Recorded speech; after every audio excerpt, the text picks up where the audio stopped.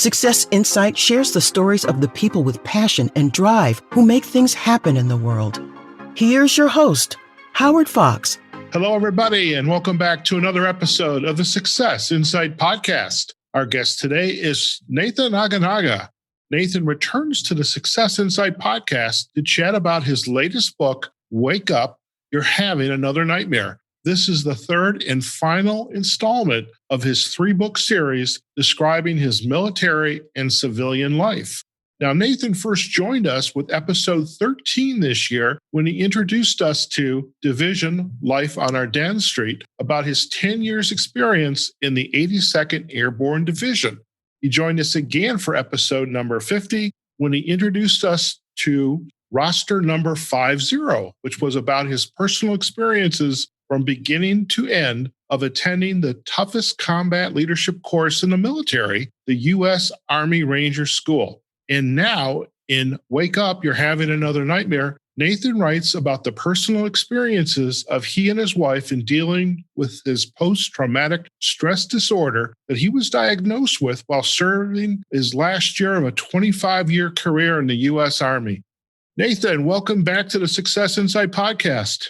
Hi, Howard. Thanks for having me back. It's good to be back with you and your listeners again. Thanks again. It is our pleasure. And, I have to say, 3 books in a year. This is like unbelievable. I mean, George R.R. Martin should be taking lessons from you on how to finish the Game of Thrones series. So I have a question, and it's right at the top of my head. Is you've got these 3 books. You've painted for us, for our listeners, this journey of you going into the military. I mean, it's something you've wanted to be a part of through your earliest days. And so you're in the 82nd Airborne Division, you're a graduate of U.S. Army Ranger School, and now you're in this last installment, Wake Up, You're Having Another Nightmare. I have to ask, is this whole effort of writing these 3 books, has this been a little bit of a therapeutic endeavor for you? Actually, it has. That's a good question. Excellent question. Yeah, actually, it really has been. But I'll also tell you this, with this latest installment, I never planned on writing this. And like I explained in the beginning of the book, in the introduction portion, I never wanted to write this. I never expected to write this. And what happened was when I finished roster number 50, my daughter, she's a senior in college at Bowling Green State University here in Northwest Ohio. She was over visiting us at the house one day. And I finished roster number 50. I believe it was like last winter. And she's the one that actually convinced me, hey, Dad, why don't you write about post-traumatic stress disorder, PTSD? And I'm like, I said, I don't want to write that. I said, how do you write a book like that? What am I going to write about? And she goes, Dad, just tell your stories like you're doing for your other autobiographies, your other memoirs.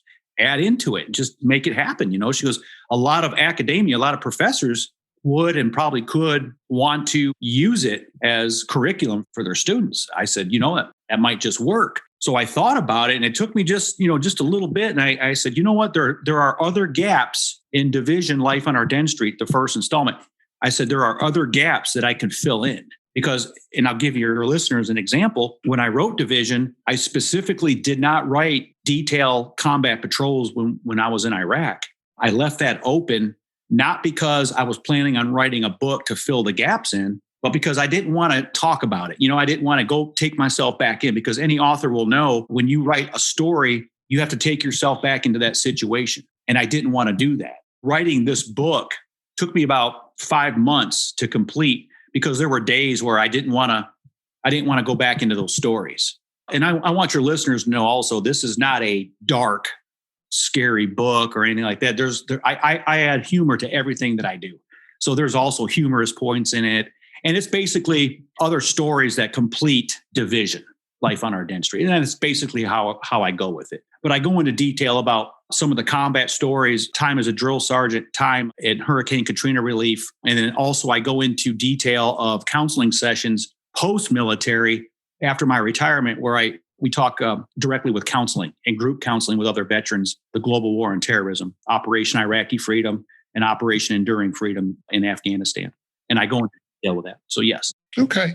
So for our listeners and for my benefit, the words post-traumatic stress disorder, I first learned of these words as I was growing up and being safe at home, watching what's transpiring during the Vietnam War.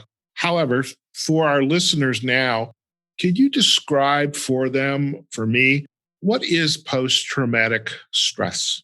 Post-traumatic stress disorder, as I was taught by the psychiatrist in the Army when I first was diagnosed with this in 2009, and I describe this also in the introduction and the beginning chapters, having to deal with stresses when you feel or an individual feels that their life could be taken at any time, such as combat, first responders, firefighters, children, maybe perhaps even, unfortunately, abused children can go through this, abused people in general, car accidents. So it's not just based off of military or war and all that. And another thing too is when your listeners read this book, they'll understand that I don't just talk about combat. I talk about experiences with other soldiers where I would yell and holler. And the majority of my post-traumatic stress disorder, and I'll tell you, I'll go into this perhaps here on this podcast, but the reason why I got diagnosed or I even went to the mental health facility when I was in the Army, it was basically off of nightmares. And I was having severe nightmares. And my wife, actually, God bless her, she would get up and she would go to the opposite end of the room. And I also explained this in the introduction. She would go to the opposite end of the room and then she would holler out my name to wake me up. And, she's the one that convinced me primarily to go seek counseling at the Fort Riley, my last duty station, Fort Riley's mental health facility, where I was diagnosed with post-traumatic stress disorder within the first 45 minutes of me even being there. When you were first experiencing post-traumatic stress disorder, or perhaps it was your wife, when she was first experiencing you having some issues, how far back was it in your career? And how long did it kind of stick around for you and your wife until that moment in time when she says, you need to go see one of the specialists on base? Well, I explained this to you and your listeners in my first podcast. I was previously married to my children's mother. And basically, we started noticing the same effects back in 2004 when I came back from my first tour in Iraqi freedom, I should say, because I was also in Desert Storm in 1990, 1991. But the nightmares and the anxiety and all that was really occurring in 2004. But Howard, I got to be honest with you and your listeners. Back in 2004, 2005, maybe even 2006, when you were a leader in the military, especially in the infantry, you didn't go to mental health. If you did that, you would lose your duty position, especially in the infantry, with weapons and and all that stuff. So it was kind of one of those situations where, you just kept it within your family internally. And that was actually happening a lot. The numbers of DUIs and alcohol related incidences increased, and I'm not saying just in my particular unit, but this was happening Army wide, military wide, I should say, Marine Corps, Air Force, Navy. To answer your question, it was roughly after I got back from my first tour in Operation Iraqi Freedom, but it wasn't until 2009 when my current wife at the time had convinced me to go seek counseling. And she even went with me to my first visit. And actually, we were going together to the psychiatrist there at Fort Riley. But the convincing part was at that point, I already knew I was retiring. Like I had already, I was at 19 years in time in service at the time. And I knew I was going to retire. So I had the mentality of, what do I have to lose? I might as well just go, I'm getting ready to get out, pretty much. Not at that time. I still had a year left. Right. So I'm curious, and maybe, jump forward. It's 2020, at least in the military. Is it still a cultural norm that if we are struggling, that we keep it to ourselves? Or is there any type of openness to, going to your commanding officer and requesting some type of assistance? Or is it still part of the culture? Great question. No, it is accepted now and actually required for screening purposes, especially coming back from a combat tour. It's a mandatory requirement screening process that every service member has to go through. Soldiers are encouraged if there's problems or issues, especially in their households, that they need to go seek help, and they're encouraged to do so. So my point was in the last conversation was basically back in those days, especially when I was an infantry platoon sergeant, going to mental health period, no matter if it were for anger management or whatever, being in combat arms, a soldier or a service member could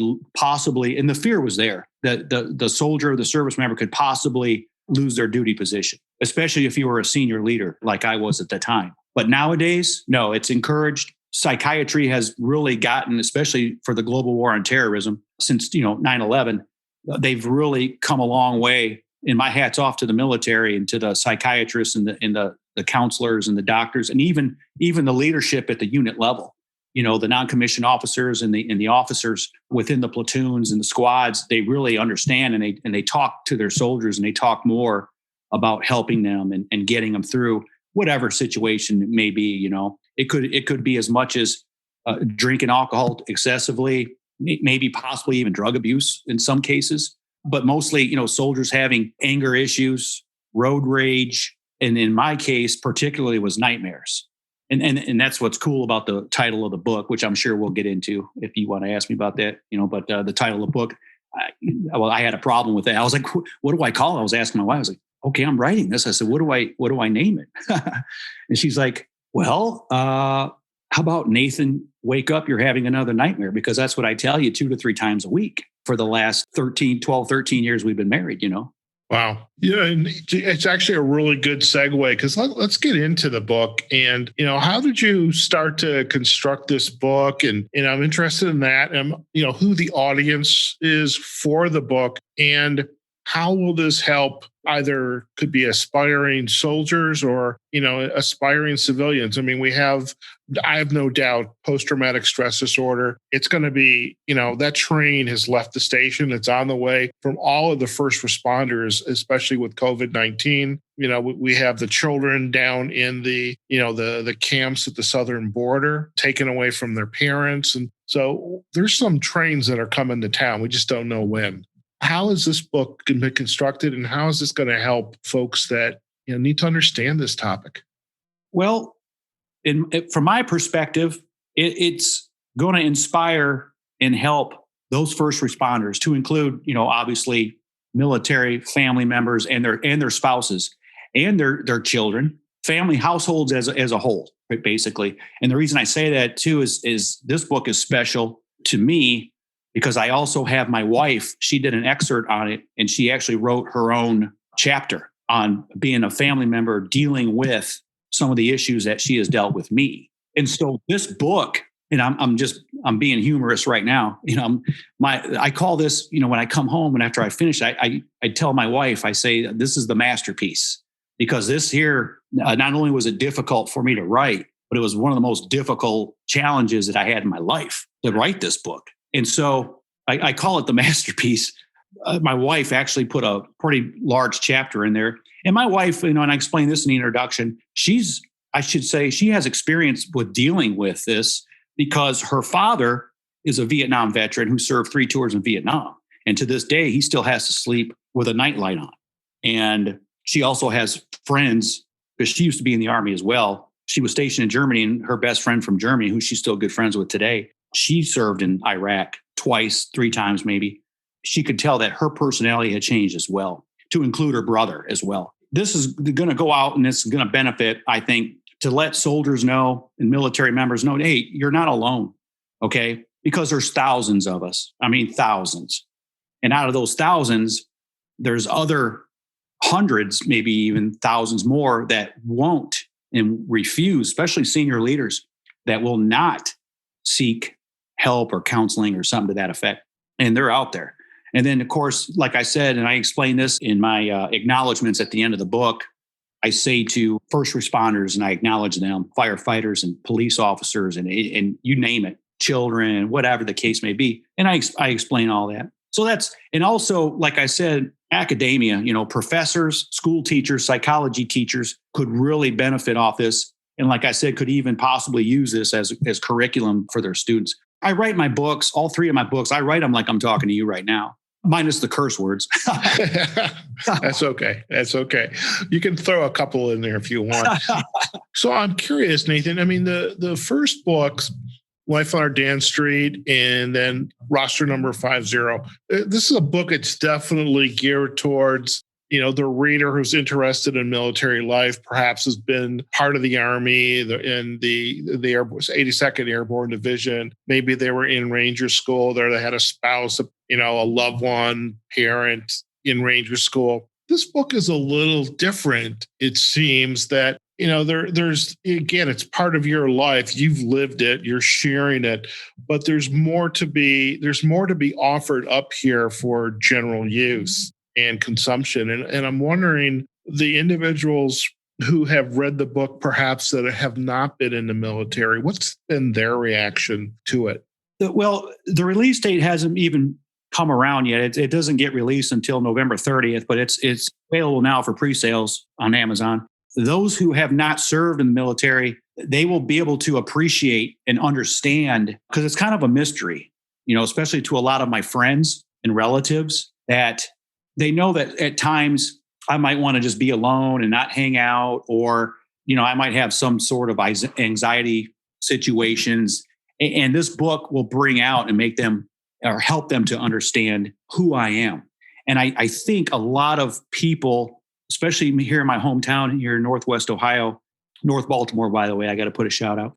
A lot of the individuals and my friends and family or friends that live here will help them understand who I am. And I think a lot of them expected to get a lot of this information from reading Division. But what I intended in Division was not to talk about too much about divorce or this or that.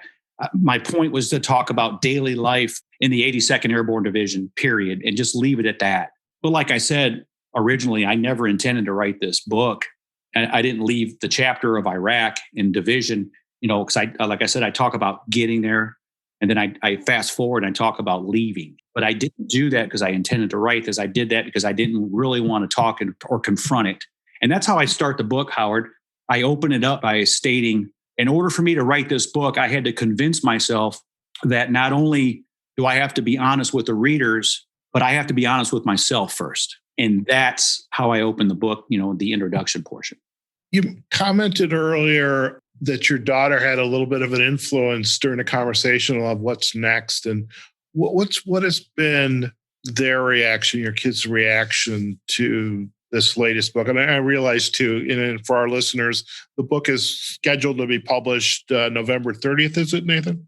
Yes, November 30th. Excellent. So what has been their reaction to the book about Dad? Well, my kids understand. My kids remember all through the days of, growing up, that I would have, road rage from time to time. And who does it nowadays? I can't really blame that on post-traumatic stress disorder. I mean, but who doesn't, especially when you're driving on the highway and you see somebody with a cell phone in their hand and they're going over across the lines and all this stuff, it's stuff like that. But no, the only true person that really gets it in my life, because I don't talk about it too much, my counselor at the VA and my wife, particularly my wife, because she has to sleep with me. And she, to this day, still wakes me up, maybe twice, 3 times a week. Hey, Nate, wake up. You're having another nightmare. Because she'll hear me cursing and I'll be muffling, I'll be cursing in my sleep or whatever the case may be. And a lot of it, like I say in the book, a lot of it doesn't necessarily have to do with combat situations. A lot of it has to do with me yelling at soldiers to get the job done, to get from point A to point B, because when you serve 20 years in that capacity, in that environment, it'll never leave you. It'll be in your mind for the rest of your life. At least it will for me. I'm convinced. My kids, they're going to support this. They haven't read it, obviously, but to be honest with you, I'm waiting for the hard copies to come from my publisher so I can sign and give a copy to them. So you didn't give the transcript over to, well, maybe to your wife already, but to your kids and say, okay, this is what Dad's writing. Let me know what you think. I mean, you didn't do that. No, I did it for my wife. And like I said, she participated in it as well. But for the kids, no, this is going to be a big surprise for them. They're going to be excited once they see this because it's going to answer a lot of questions. I don't just talk about my military experience. I go into the divorce phase. And so, like I said, I think the book that my friends and family thought they were going to read with Division, the first one, I think this is the one that's going to answer a lot of their questions of who Nathan Aguinaga is, how I became who I am today. But like I said, I got so many friends and I'm just a happy-go-lucky person. the main thing I have problems with is my nightmares, and I get a little upset on the road when I drive. But who doesn't? Who doesn't, Howard? Yeah. Well, hey, just in the spirit of full disclosure, I actually voted today in Nevada for the first time. I'm on the exit right before where my apartment is, and I'm literally at the light. And this woman just ran right into my rear end. I mean, she tapped my it. Lord. She just tapped it, but myself and then the guy behind her boxed her in until the police arrived. But like, oh my God, this is all I need. I tell my kids, because my kids are adults now. My daughter's a senior in college, and my son has just graduated high school last semester. And I've been telling them since they had their driver's license, I said, you have to be literally on the offense or the defense when you're driving these days. Obviously you have to drive safe yourself, but you have to look out for the other people. I mean, it's getting bad. Oh, very much so. Very much so. And that's why I don't go anywhere near the Las Vegas Strip, because I don't know what the person in the car, what state they are in. So Nathan, I've got a question now with the 3 books, and, very well received, books 1 and 2. And I've no doubt your latest book, Wake Up, You're Having a Nightmare, is going to be well received. What's going to be next for you in terms of what you're going to do as a result of being an accomplished author? Is there speaking? Is there different kinds of teaching that's in store for you? What are your thoughts on that? What does the future hold? Okay, so our last podcast with roster number 50, you had asked me jokingly, you were like, well, who would you want to play you in a movie role? Yeah.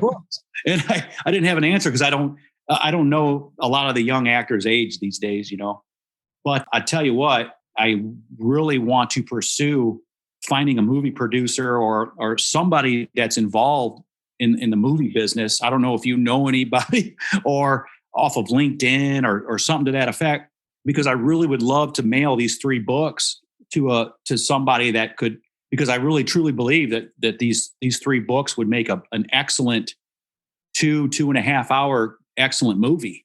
Because, and I'll give you two main reasons why. Number one, there's no current movies about the 82nd Airborne Division today.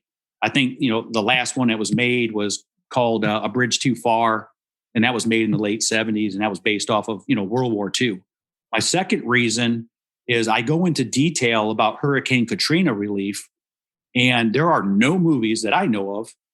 There are no movies that represent the true horror effect of what happened down there in New Orleans. I swear, I don't think there is one.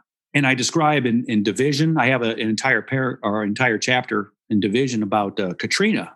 In this book, I go into more detail. And I don't think your listeners or a lot of people, unless they were from that area, really understand the horror that a lot of us saw, rescuers, what we saw on the streets in the continental United States. And I write in detail about that in the Division and in this latest book. Very good. Very good. Well, listen, I will make it a point to make some introductions for you. One of the benefits of having this podcast, and by the way, you were number 50 when you did roster number 50 with us. Well, I think you're going to be real close to our 100th episode. Maybe I should just save you for number 100. And so that'll be a cool milestone for this year. But, we've come across some screenwriters and script writers. So let's see if we can make a couple introductions for you. It'd be our pleasure. And what else would you want to share about this journey, this, 20-something year journey that you have been on, and where you're at today? Is there anything you would want to leave, some insight that you'd want to leave with our listeners? Yeah. One of the main aspects or inspirations that I would like to leave with your listeners is primarily life itself is worth waking up for every day. Nothing is bad enough in life where you want to get out of it. You want to leave this world. It's not worth it. So if you're having issues or problems day to day, and that could be as simple as mine, like having nightmares nightly, daily, or, anxiety issues, depression, whatever the case may be, talk to somebody. And it doesn't necessarily have to be a clinical counselor or you can call somebody, talk to a friend, talk to a relative, talk to your kids, somebody. because life is worth it every day. I wake up every day and I say life is worth waking up for every day. And basically that's my message. Fantastic. And we do appreciate that insight. And I'm sure our listeners will do so as well. Nathan, if our listeners or anybody that's coming across this podcast would like to learn more about you, who you are, your writing, where are the best places for them to go? Please go to www.aguinaga, AGUINAGA.com. And on there, I have direct links to Amazon for the books, all three of them. And I also have direct links to my Facebook, my Twitter account, and my LinkedIn. And they can go directly to my profile through my website. And I encourage and I invite anybody who wants to be my friend is to come on there and learn more about me. That's basically the main way to contact me. Also, anybody that wants to buy my books or anything, they can go directly to Kohler Books, my publishing company. Yes. Fantastic. And we'll most definitely provide the links back to your site and aguinaga.com. And we'll have the links to Facebook, Twitter, LinkedIn, and to Kohler. Nathan, it's been an absolute pleasure to get to know you over the course of this year. And really, 3 books, that is entirely phenomenal. I have, for the sake of a better word, nightmares of just having to get one out. This podcasting is much easier, let me tell you. But we all have to have, areas that we're, playing our comfort zones and challenges. So really, it's just been a pleasure to get to know you and to see your work, how you've progressed, and really, I'm just really anxious and looking forward to, having a look at, Wake Up, you're having another nightmare, and just, we want to wish you much success through the rest of this year or last 2 months of 2020, and really a healthy and prosperous 2021 and beyond to you and your family. So thank you again. Well, thank you very much, Howard. Thanks for having me. And to all your listeners out there, it's been a pleasure communicating with all you all. I hope everybody stays safe out there and practice, the social distancing, and, we'll get through all this, and we're going to make it. It's too easy. Very good. Very good. Thank you. All right, folks, we have just been chatting with Nathan Aguinaga. He's returning to the Success Insight podcast to chat about his latest book, Wake Up, You're Having Another Nightmare. This is the 3rd and final installment of his 3-book series describing his military and post-military civilian life, and really just a phenomenal achievement. 3 books published in 2020. And we do hope you go out there, whether it's on his website at aguinaga.com or out to Amazon. And we're going to provide a link back to Wake Up, as well as roster number 50 and Life Division, Life on Ardennes Street. We'll provide the links back to Amazon there as well, and to Kohler Books site, as well as Facebook, Twitter, and LinkedIn.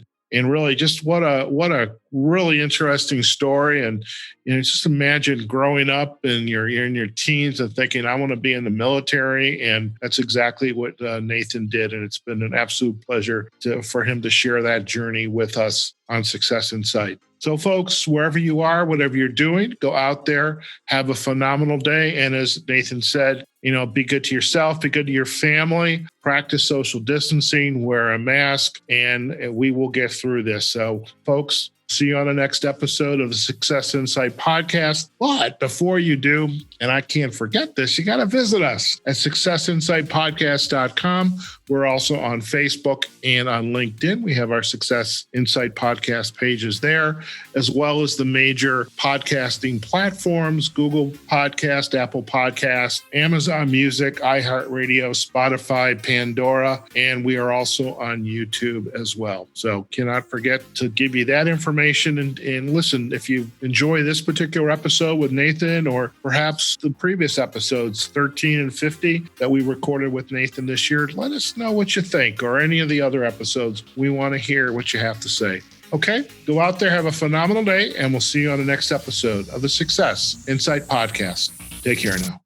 Success Insight is a production of Fox Coaching and First Story Strategies. Find us online, successinsightpodcast.com.